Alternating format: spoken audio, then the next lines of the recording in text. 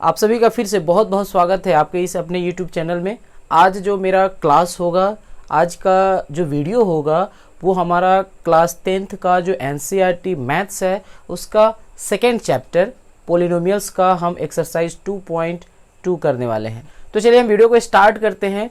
हमारा जो first question कहता है find the zeros of the following quadratic polynomials and verify the relationship between the zeros and the coefficient. ठीक है, यानी कि हमें सबसे पहले ज़ीरोज़ फाइंड आउट करना है और उसके बाद हमें रिलेशनशिप फाइंड आउट करना है ज़ीरो और कोफिशिएंट का।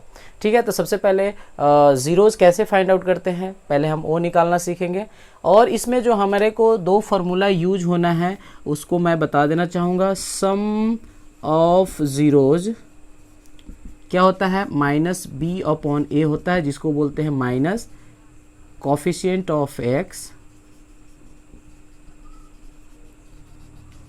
ठीक है, और अपॉन में होता है कोफिशिएंट ऑफ एक्स स्क्वायर। उसी तरह अगर हम कहें प्रोडक्ट ऑफ ज़ीरोज़ की बात करें तो ये होता है सी अपॉन ए और इसको बोलते हैं कांस्टेंट टर्म, और अपॉन में कोफिशिएंट ऑफ एक्स स्क्वायर। ठीक है, ये हमें वेरीफाई करने में हमें हेल्प करेगा, इसलिए मैंने इसको लिखा। ठीक है, तो चलिए हम फर्स्ट क्वेश्चन को हम सॉल्व करते हैं। हमारा जो फर्स्ट क्वेश्चन है कहता है x square minus 2x minus 8। तो सबसे पहले हमें ज़ीरोज़ फाइंड आउट करना है। तो ज़ीरोज़ निकालने के लिए हमें कैसे सोचना पड़ेगा, कैसे हमें प्रोसीड करना है।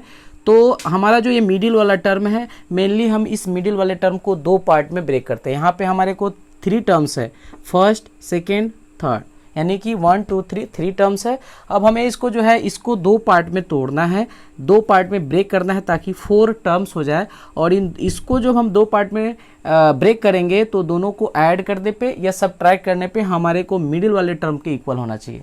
ठीक है, कैसे करेंगे, चलिए करते हैं।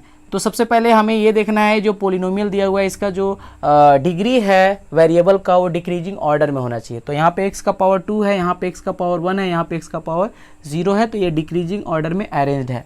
ठीक है, उसके बाद हमें इसको दो पार्ट में ब्रेक करने के लिए ये हमारा जो कांस्टेंट टर्म है और जो एक्स स्क्वायर का जो कोफिशिएंट यहाँ पे कुछ नहीं है तो 1 है, इसको मल्टीप्लाई कर लेते हैं। तो यहाँ पे 8 है, यहाँ पे 1 है, मल्टीप्लाई कर लेंगे हमारे को 8 आएगा। ठीक है, चलिए अब ये 8 आएगा तो हम इसको दो पार्ट में ब्रेक करेंगे। तो हम इसको दो पार्ट में कैसे ब्रेक करते हैं, सबसे पहले हम इसको लिख सकते हैं 8 × 1 और इसको हम लिख सकते हैं 4 × 2। सबसे पहले हम इसको एक बार ऐड कर लेते हैं। तो 8 + 1 क्या होगा, 9 होगा, और 8 - 1 क्या होगा, 7 होगा। तो हमारे एक बार 7 आया, 9 आया, हमारे को यहाँ पे x का कोफिशिएंट क्या है, -2 है। ठीक है, तो इस पेयर वाले को हम छोड़ देंगे क्योंकि इस पेयर को ऐड करने पे या सब्ट्रैक्ट करने पे x के कोफिशिएंट के इक्वल नहीं आया। याद रखिएगा, हमें सबसे पहले क्या करना है, कांस्टेंट टर्म और एक्स स्क्वायर के कोफिशिएंट यहाँ पे कुछ नहीं है तो उसको मल्टीप्लाई करेंगे। तो 8 × 1 = 8 हुआ, और 8 को हम क्या लिख सकते हैं, 8 × 1 या 4 × 2। 4 × 2 करेंगे तभी भी 8, 8 × 1 करेंगे तभी भी 8। अब हम इसको एक बार ऐड कर लेंगे या सब्ट्रैक्ट कर लेंगे, दोनों ऐड करके सब्ट्रैक्ट करके चेक करेंगे कि हमारे x का कोफिशिएंट के इक्वल होता है कि नहीं। नहीं हुआ तो इसको आप छोड़ दीजिए। अब इस वाले पेयर को करके चेक कीजिए, ऐड कीजिए तो 4 + 2 6 हो जाएगा। हमारा x का कोफिशिएंट कितना है, -2, लेकिन 4 में से जब हम 2 को सब्ट्रैक्ट कर देंगे तो हमारे को 2 आ जाएगा। ठीक है ना, x का कोफिशिएंट यहाँ पे 2 है तो 2 आ जाएगा, लेकिन यहाँ पे -2 है तो -2 के लिए आप इसको माइनस कर दीजिए और इसको प्लस कर दीजिए तो हमारा ये माइनस। इसलिए हम इसको हमें हटाना है और इन दो टर्म्स के फॉर्म में लिखना है, यानी कि हमने इसको ब्रेक करके इस फॉर्म में लिखना है। ठीक है, कैसे, देखिए यहाँ से 1 हटा देते हैं, x², इसको हमें हटाना है। हटाएंगे तो क्या लिखेंगे, -4 + 2। ठीक है, और ये -8 का ये 8 ही हो रहेगा। ठीक है, और यहाँ पे जो x है इसमें हम x ऐड कर देंगे। ठीक है, देखिए अब इसको जो हमने दो पार्ट में, इसी को हमने इस फॉर्म में लिख दिया। जब इसको हम करेंगे तो हमें इतना ही फाइंड आउट होगा, इतना ही मिलेगा। ठीक है, अब हम क्या करेंगे, कॉमन लेंगे। यहाँ पे x है, यहाँ पे भी x है तो x कॉमन लिया तो यहाँ पे x बचा और यहाँ पे 4 बचा। यहाँ से हम +2 कॉमन लेते हैं तो x - 4 बचा। यहाँ पे देखिए ब्रैकेट के अंदर में क्या है, यहाँ पे ब्रैकेट के अंदर में x माइनस 4 है, यहाँ भी x माइनस 4 है, तो ये सेम है तो हम वन टाइम ही लेंगे, यानी कि एक ही बार लेंगे। और जो ये बाहर है x प्लस 2 है, हम इसको एक बार लेंगे, ठीक है। अगर ब्रैकेट में सेम है तो हमारा सोल्यूशन सही है। अब हम क्या करेंगे, x की वैल्यू निकालेंगे। तो x की वैल्यू यहाँ पे x माइनस 4 है, तो माइनस 4 है तो प्लस लीजिएगा। यहाँ पे अगर ये माइनस रहे तो प्लस लेना है, अगर यहाँ पे प्लस रहे तो फिर माइनस लेंगे, यानी x की वैल्यू हमारे को +4 और -2 होगा। और यही x की वैल्यू जो होती है जीरोज होती है, ठीक है। Therefore zeros of this polynomial, यानी कि ये जो पोलिनोमियल है इसका जो जीरोज क्या हुआ हमारे को 4 हुआ और -2 हुआ, ठीक है। अब हमें क्या करना है, वेरीफाई करना है। वेरीफाई कैसे करेंगे, इसी फॉर्मूले पे, ठीक है। तो सम ऑफ जीरोज क्या होता है, सम ऑफ जीरोज क्या होता है, सम ऑफ जीरोज हमारे को क्या फाइंड हुआ, 4 - 2, ठीक है। 4 है और -2 है ये जीरोज, तो हम क्या करेंगे, यहाँ पे सम करना है। सम करेंगे तो ऐसे लिखेंगे, तो कितना हुआ 4 - 2, कितना हुआ -2, ठीक है। अब इसको हम क्या लिख सकते हैं, माइनस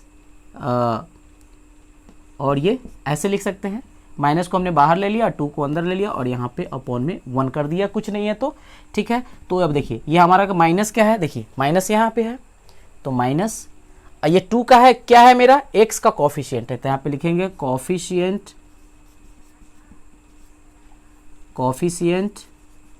ऑफ x, और यहाँ पे a1 क्या है हमारा, x² का कॉफिशिएंट है, कॉफिशिएंट ऑफ x², ठीक है। अच्छा, अब हमारा क्या है, प्रोडक्ट ऑफ जीरोस, यही हमारा वेरीफाई करना होता है, प्रोडक्ट ऑफ जीरोस। तो प्रोडक्ट ऑफ जीरोस क्या होता है हमारा, प्रोडक्ट क्या होता है, प्रोडक्ट कर देंगे, ये जो जीरोज आया उसी को हमें एक बार सम करना है और उसी को हमें प्रोडक्ट करना है, यानी कि 4 - 2 कितना होगा, -8, ठीक है, -8। तो -8 को क्या लिख सकते हैं, माइनस इसको हमने ऐसे ले लिया, ठीक है, और अपॉन a। -8 क्या है हमारा, -8 है क्या, कांस्टेंट टर्म है, तो ये हो जाएगा हमारा कांस्टेंट टर्म, और 1 क्या है हमारा, कॉफिशिएंट ऑफ x²,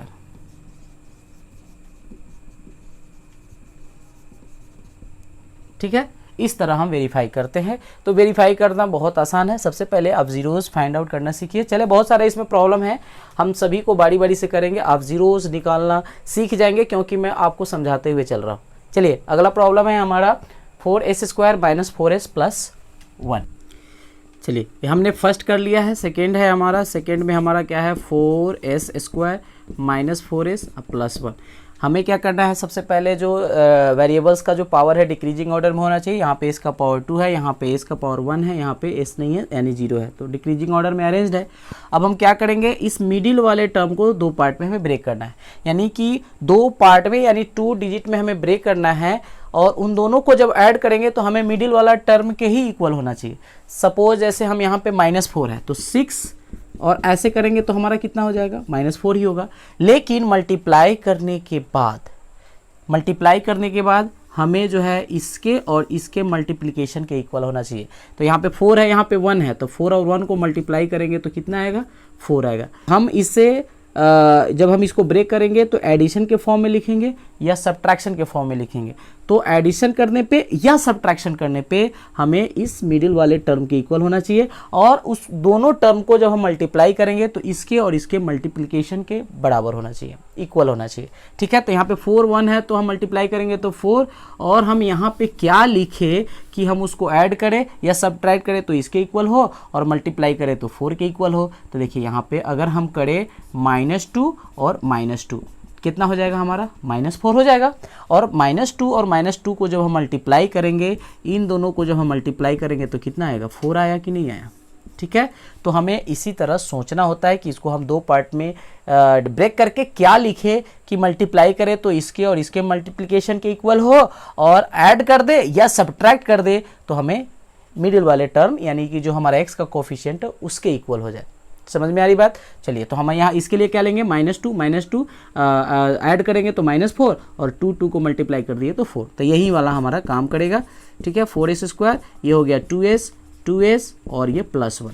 अब हम कॉमन लेंगे, यहाँ से 2s कॉमन हो जाएगा, तो 2s और यहाँ से 1 हो गया, यहाँ से -1 कॉमन लेंगे क्योंकि यहाँ पे माइनस है, माइनस और 2s है +1 है, ठीक है, क्योंकि यहाँ से हम -1 कॉमन लेंगे और 2s है +1 है, ठीक है, तो 1 -1 कॉमन लेंगे तो यहाँ पे हमें 2s होगा, और ये जो सिंबल है प्लस है तो ये माइनस हो जाएगा, क्योंकि जब भी माइनस कॉमन लेंगे तो अंदर जाने पे जो ये वाला टर्म है उसका जो साइन है वो चेंज हो जाएगा, ठीक है। ब्रैकेट के अंदर दोनों सेम नज़र आ रहा है तो इसका मतलब हमारा सॉल्यूशन सही है।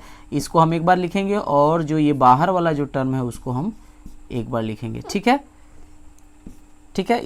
और यहाँ से देखिए दोनों सेम है फिर भी, तो यहाँ से एस यानी जीरोज फाइंड हुआ, एस के लिए हम क्या करेंगे, यहाँ पे -1 है तो +1, और ये जो एस के साथ जो भी कुछ होगा वो बट्टे में चला जाएगा, यानी नीचे चला जाएगा डिनोमिनेटर में, ठीक है, यानी 1/2। उसी तरह फिर यहाँ से भी वही होगा +1, और ये जो है 2 हमारा कहाँ चला जाएगा, डिनोमिनेटर, ठीक है।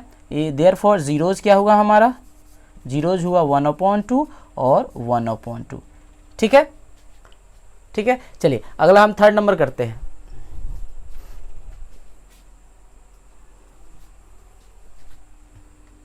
चलिए अगला हम थर्ड नंबर को करते हैं। हमने ये भी कर लिया। थर्ड नंबर क्या कर रहा है, 6x² -3 -7x। अब देखिए हमें जो है x का पावर जो है यहाँ पे 2 है, यहाँ पे कुछ नहीं है, यहाँ पे x है, ये जो है इसको हमें अरेंज करना पड़ेगा, यानी कि 7x को इधर लाना पड़ेगा, 6x² -7x -3 ऐसे करना पड़ेगा। अब हमें इसको दो पार्ट में ब्रेक करना है, यानी देखिए इसके और इसके मल्टीप्लिकेशन के इक्वल आना चाहिए, यानी 6 3 जा कितना हुआ 18। अब जब हम इसको ब्रेक करेंगे दो पार्ट में तो एडिशन या सब्ट्रैक्शन दोनों करने पे -7x होना चाहिए, और दोनों टर्म को जब मल्टीप्लाई करेंगे कोफिशिएंट को तो 18 आना चाहिए, ठीक है। तो हम अगर इसके बहुत सारे तरीके हैं बनाने के, तो हम क्या कर सकते हैं, 6x² इसको हम लिखेंगे 9x अब +2x। देखिए 9 -9x अब +2x करेंगे तो -7x, और 9 और 2 को मल्टीप्लाई करेंगे तो 18 होगा। किसके बड़ा इक्वल हुआ, 3 और 6 के मल्टीप्लिकेशन के इक्वल हो गया, ठीक है ना। 6 3 जा 18 और 9 2 जा 18, ठीक है। और इसको जो हमने ऐड किया -9x + 2x तो हमारा -7x हुआ, और ये -3 को वैसे ही करना है, ठीक है। अब हम क्या लेंगे, कॉमन लेंगे तो 3x, तो ये हो जाएगा 2x 3, ठीक है, और यहाँ से 1 लेंगे तो 2x -3, ठीक है। देयरफॉर जो x की वैल्यू है 2x -3 यहाँ पे ब्रैकेट के अंदर सेम है तो एक बार लिए, और जो ये 3x है और ये +1 है, ठीक है।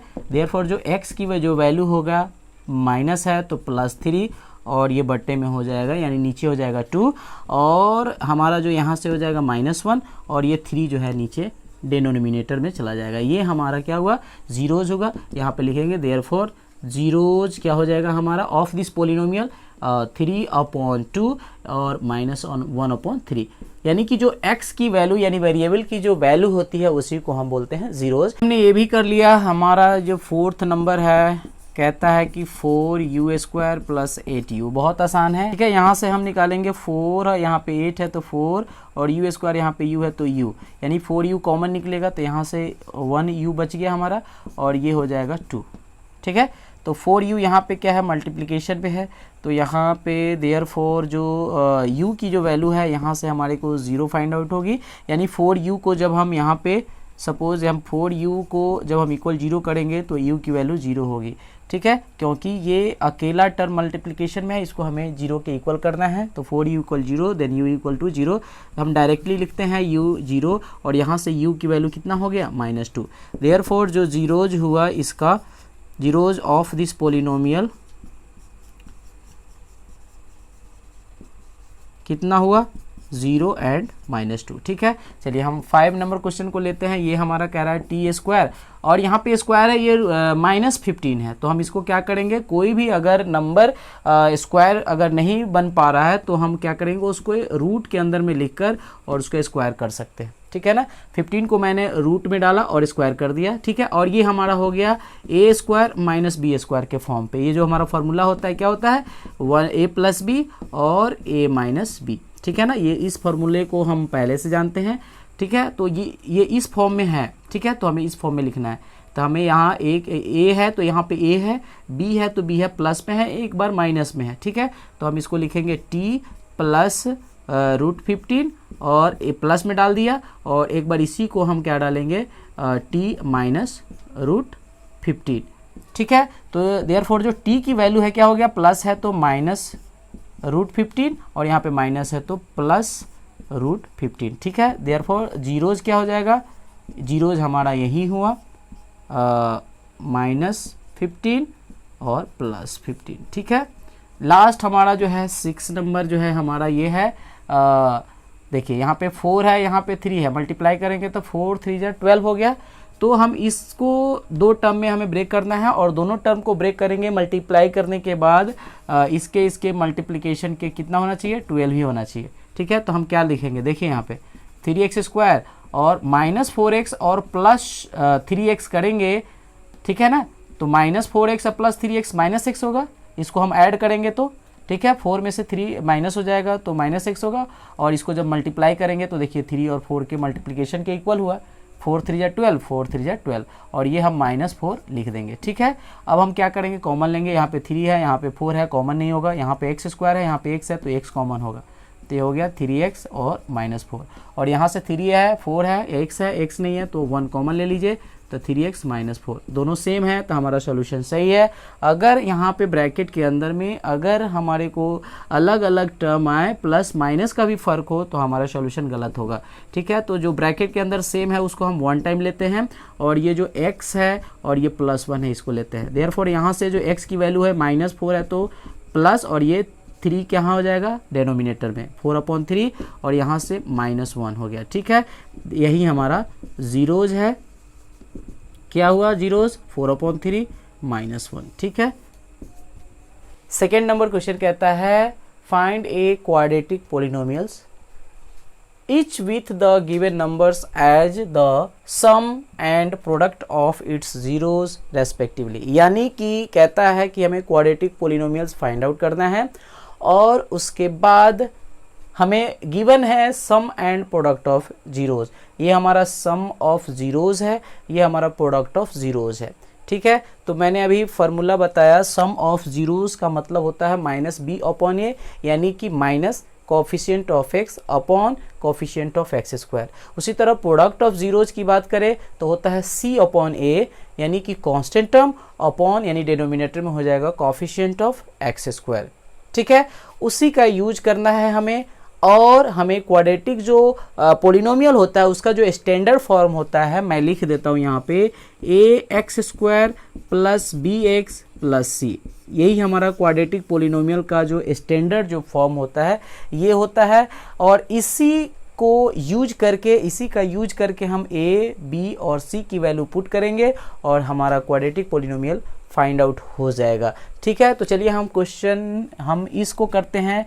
तो हमारे को ये जो गिवन है 1/4, ठीक है। तो 1/4 हमारे को क्या गिवन है, सम ऑफ जीरोज, ठीक है। सम ऑफ जीरोज हमने क्या बोला, क्या होता है, -b/a होता है और वो हमें गिवन है कितना, 1/4, ठीक है। उसी तरह ये हमारा प्रोडक्ट ऑफ जीरोज है, यहाँ पे लिखा हुआ सम एंड प्रोडक्ट, ठीक है। उसी तरह हमारा क्या हो जाएगा, प्रोडक्ट ऑफ जीरोज कितना हो गया, c/a। c/a का मतलब क्या हो गया, -1। अब यहाँ पे -b/a है, यहाँ पे c/a है, यहाँ पे नीचे नहीं है तो हम 1 लिखेंगे, ठीक है। अच्छा ठीक है, या इसको ऐसे कीजिए, यहाँ पे -1 है तो यहाँ पे हमें a क्या शो कर रहा है, 4, लेकिन यहाँ पे a शो नहीं कर रहा है, ये c है -1 को शो कर रहा है तो ये नहीं कर रहा है। तो यहाँ पे जो 4 है इसको हम ऊपर और नीचे 4/4 के फॉर्म में हम इसको मल्टीप्लाई कर देंगे, किसको, जिसमें डेनोमिनेटर में कोई भी डिजिट ना हो। जैसे यहाँ पे हमारा -1 है, डेनोमिनेटर नहीं गिवन है, तो इसके डेनोमिनेटर के इक्वल हमें बनाना है, ठीक है। तो यहाँ पे 4 है तो हम 4/4 से हम इसको मल्टीप्लाई कर देंगे, कितना हो जाएगा, -4/4।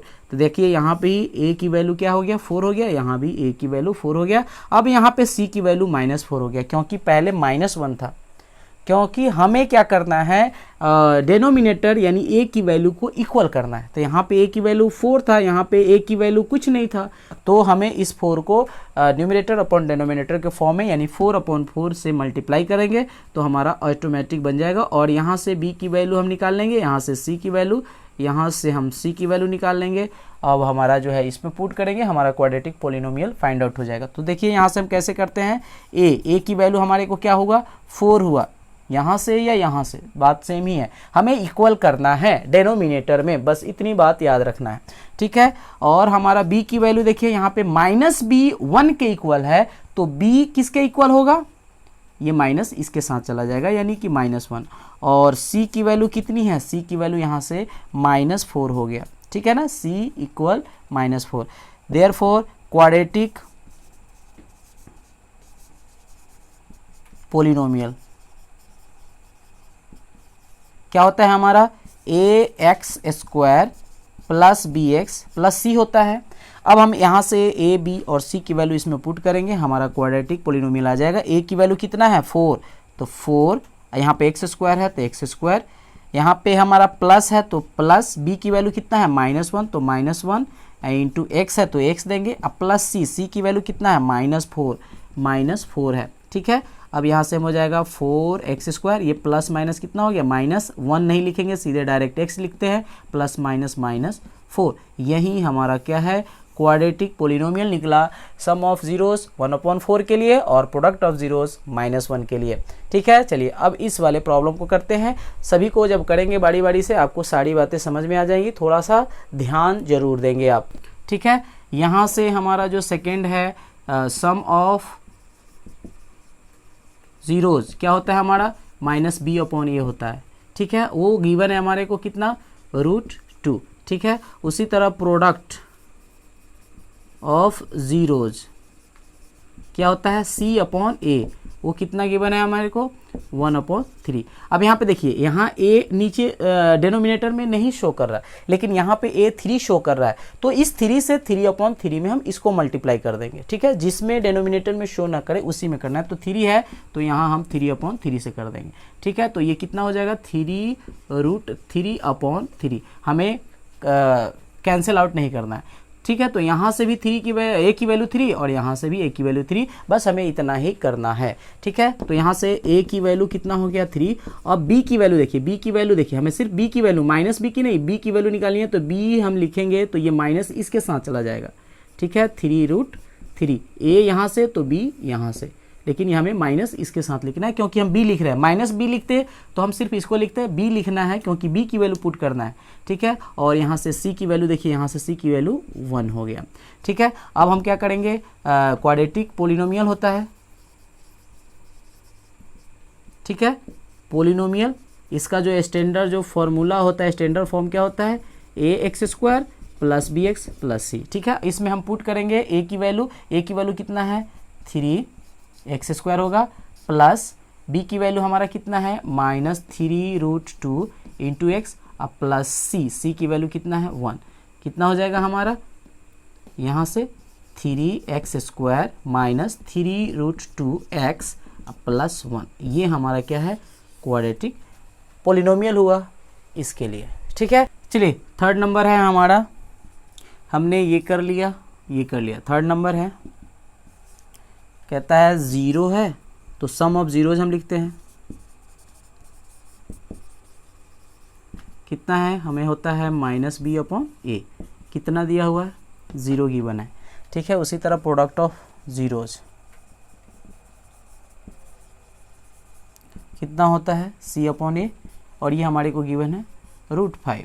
अब यहाँ देखिए, यहाँ पे डिनोमिनेटर में दोनों में कुछ नहीं है तो 1 होगा, ठीक है। तो डिनोमिनेटर में यहाँ भी 1 और यहाँ भी 1 शो कर रहा है, तो लिखने की ज़रूरत नहीं है, हमें सीधे डायरेक्ट निकाल लेंगे। a की वैल्यू कितना हो गया 1, b की वैल्यू कितना हो जाएगा 0, यहाँ पे b की वैल्यू 0 हो गया, ये ऊपर वाले को यानी न्यूमिनेटर को शो कर रहा है, और c की वैल्यू यहाँ से कितना हो गया √5, ठीक है। देयरफॉर क्वाड्रेटिक पोलिनोमियल क्या होता है हमारा ax² plus bx plus c होता है, ठीक है। तो यहाँ से हम पुट करते हैं, a की वैल्यू कितना है 1 है तो 1x², ठीक है, प्लस bx, b की वैल्यू कितना है 0x प्लस c की वैल्यू कितना है √5, ठीक है। इसको हम थोड़ा सा शॉर्ट कर देते हैं, 1 यहाँ पे नहीं लिखते हैं तो हम डायरेक्ट लिख रहे हैं x², 0x है तो इसको हम टर्म को हटा देते हैं, 0x है तो 0 हुआ तो इसको हटा देते हैं, और ये हो गया √5, ये हमारा क्वाड्रेटिक पोलिनोमियल हुआ। चलिए अब हम ये भी कर लिए। चलिए ये फोर्थ नंबर करते हैं। फोर्थ नंबर हमारे को गिवन है सम ऑफ जीरोज कितना है, माइनस बी अपॉन ए होता है, ये फार्मूला होता है, ठीक है, हमने बताया अभी। 1 गिवन है, यहाँ पे हम ऐसे लिख सकते हैं, कोई दिक्कत नहीं है। प्रोडक्ट ऑफ ज़ीरोज़ कितना होता है, सी अपॉन ये भी 1 है तो हम अपॉन लिखेंगे, यहाँ भी ए की वैल्यू 1, ठीक है। बी की वैल्यू देखिए यहाँ पे -1 है, यहाँ पे माइनस लगा हुआ है तो -1 माइनस उधर चला जाएगा और सी की वैल्यू 1 हो गया। देयरफॉर क्वाड्रेटिक पोलिनोमियल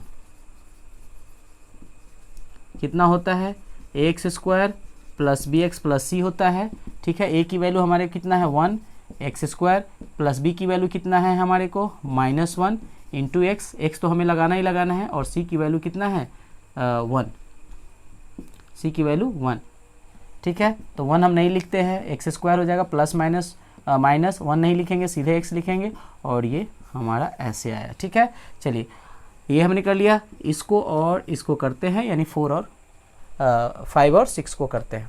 हमारा जो 5th नंबर है sum of zeros minus b upon a कितना है हमारे को -1/4, और प्रोडक्ट ऑफ जीरोज कितना है हमारे को गिवन है सी अपॉन ए कितना हो जाएगा 1/4। देयरफॉर जो ए की वैल्यू यहाँ पे देखिए, अपॉन डेनोमिनेटर में ए 4 है, यहाँ भी डेनोमिनेटर में ए 4 है, तो ए की वैल्यू हो गया 4, बी की वैल्यू हो गया, यहाँ पे देखिए बी की वैल्यू यहाँ भी माइनस है, माइनस ए माइनस उधर जाएगा तो माइनस के साथ प्लस कर देगा, ठीक है, और सी की वैल्यू जो है 1 हो जाएगा, ठीक है। देयरफॉर क्वाड्रेटिक पोलिनोमियल क्या होता है, a x square plus b x plus, ये स्टैंडर्ड फॉर्म है, इसी पे हम इसी में पुट करेंगे वैल्यू। ए की वैल्यू 4 है तो 4x स्क्वायर, बी की वैल्यू कितना है +1 तो 1x प्लस सी की वैल्यू कितना 1, यहाँ 1 नहीं लिखेंगे तो डायरेक्ट लिख रहे हैं 4x square plus x plus 1, ठीक है। चलिए लास्ट हमारा क्वेश्चन है, कहता है sum of zeros minus b upon a कितना हुआ 4, यहाँ पे डेनोमिनेटर में नहीं है कुछ तो 1, या नहीं भी लिखेगा तभी भी हमें 1 सपोज करना है। Product of zeros C upon ये कितना है हमारे को 1, देयरफॉर यहाँ से ए की वैल्यू कितना होगा 1, ए की वैल्यू 1, ए की वैल्यू 1, क्योंकि डेनोमिनेटर में कुछ नहीं है तो 1 होगा, और बी की वैल्यू यहाँ से क्या हो गया, बी की वैल्यू हो गया यहाँ पे +4 है तो माइनस उधर गया तो -4, और सी हो गया 1। देयरफॉर क्वाड्रेटिक पोलिनोमियल, ठीक है, क्या हो जाएगा हमारे को, a x square plus b x plus c होता है तो ए की वैल्यू कितना है 1, यानी कि 1x स्क्वायर, बी की वैल्यू कितना है -4 इंटू एक्स प्लस सी की वैल्यू 1। हम इसको ठीक कर लेते हैं, एक्स स्क्वायर -4x प्लस 1। इस तरह हमारा जो एक्सरसाइज 2.2 है वो फिनिश्ड हो गया। चलिए फिर मिलेंगे अगले एक्सरसाइज में, तब तक के लिए जय हिंद।